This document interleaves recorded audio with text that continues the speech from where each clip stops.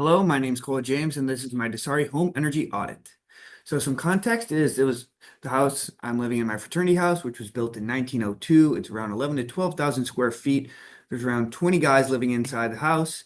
My energy output, according to Excel's energy bill, is 7,400 kilowatt hours a month, mainly due to radiators, appliances such as fridges, and lighting. So this is just kind of some averages over the board. Here are some average appliance uses for wattage. The main ones to look at is the small fan and the teapot. And then over here, this graph is just an average household's energy use. Obviously, mine would be a little different due to the numbers being amplified due to the amount of people living in my house, and we don't have any central AC, so the cooling would be down a little bit. So to start my audit process, I made a weekly tracker of my 8 devices, my fan, my happy light, which is a lamp, wax melter, toothbrush, laptop, phone charger, teapot, and light bulb. I tracked these on my phone using my notes app when I turned them on, and then when I turned them off for a whole week, calculated the averages. My laptop and phone charger are on NA because I used the variable to track them. Constant power devices, I had my fan, my light, my wax melter, and my phone or toothbrush charger. Only my fan had phantom energy. My variable power was my laptop charger, my phone charger, and my cycled variable power is my teapot. I let the teapot go, it would boil the water, automatically turn off, which would be 1 cycle. I had my light bulb, of course, you can't really see it, but there's 20 watts. I'll go through the calculations later.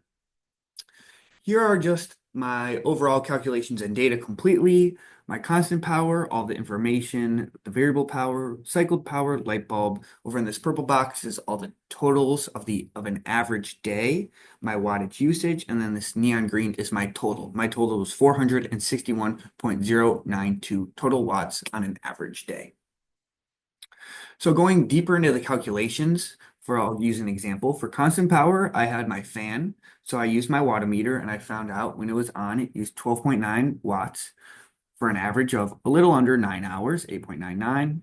Multiply those together, get this number, 115.971.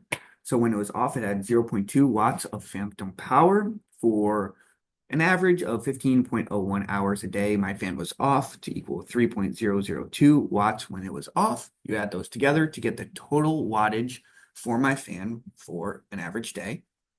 For variable power, I'd plug in my wattometer for a whole span of 24 hours, or at least close to it. I got a total of 0.072 kilowatt hours for 24 hours.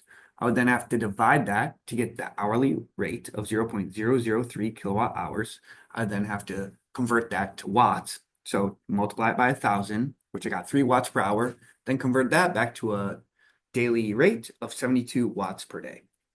For my cycle, I let my teapot go and I got 0.102 kilowatts per hour, and I just converted that to watts, which I got 102 watts per cycle. My light, I had a 20-watt light, which was on for an average of about 3 hours a day, which would get me 59.2 watts a day. So what did I learn? The main thing I learned was my fan was my highest energy use, my toothbrush was my lowest. That being said, what took the most watts was my lamp. The fan is still used more energy, mainly due to the fact that it was on more. And that was the main thing I learned is the longer an appliance was on, would use way more energy. It did not matter how many watts my appliance used, the longer it was on, the more it would use. Another thing to look at is my teapot, which we'll get into right now. So for comparison, my overall use to find this number is I converted my daily wattage average to kilowatts an hour and then multiplied that by 365 to get my yearly average. Then, according to NRG Energy, my average use was, or an average use of a student would be 5,475 kilowatt hours a year. Obviously, these are very different, mainly because of the appliances I tracked. I didn't track lights, radiators, washing machines, ovens, anything in the kitchen. That's mainly why my average is so much different than a normal person's average. On the appliance side, the numbers in red are my appliances. Overall, everything is a lot larger than the average number. My fan, like I said, to look out for is double, even more. yet again, because of the overall usage I had of it. I used my fan a lot more than I guess the average person used, and the teapot was abnormally low. I think this is because of either error in calculation or something to do with the variable cycle. So how to change? The main thing to do to change would be to lower my fan usage. For example, on Monday, I used it for the entire 24 hours. My fan also has a timer on it. See, I put my timer on before I go to bed. For example, if I go to bed and sleep for 12 hours and I set my timer on, it would turn off after an hour and be off for 11 hours. So it would only be on for 13 hours instead of 24 hours. If I do those calculations with the power on and the phantom power, I'd end up getting 169.9 watts compared to 309.6 watts if it was on for 24 hours. This is almost cut down in half. Yet again, going back to the biggest thing I learned is the amount of time an appliance is on is greatly different than the amount of time or watts a appliance is using. Thank you, and those are my references.